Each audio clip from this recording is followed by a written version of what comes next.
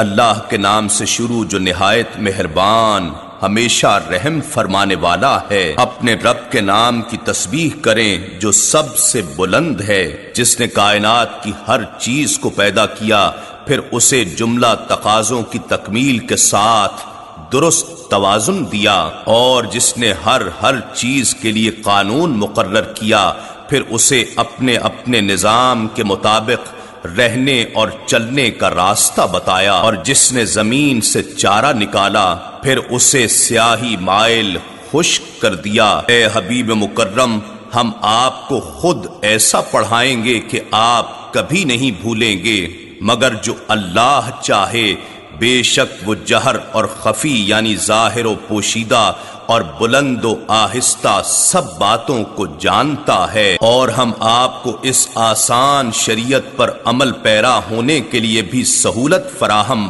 فرمائیں گے۔ بس آپ نصیحت فرماتے رہیے بشرطے کہ نصیحت سننے والوں کو فائدہ دے۔ البتہ وہی نصیحت قبول کرے گا جو اللہ سے ڈرتا ہوگا، اور بدبخت اس نصیحت سے پہلو تہی کرے گا جو قیامت کے دن سب سے بڑی آگ میں داخل ہوگا، پھر وہ اس میں نہ مرے گا اور نہ جیے گا۔ بے شک وہی بامراد ہوا جو نفس کی آفتوں اور گناہ کی آلودگیوں سے پاک ہو گیا، اور وہ اپنے رب کے نام کا ذکر کرتا رہا اور کثرت و پابندی سے نماز پڑھتا رہا، بلکہ تم اللہ کی طرف رجوع کرنے کی بجائے دنیاوی زندگی کی لذتوں کو اختیار کرتے ہو، حالانکہ آخرت کی لذت و راحت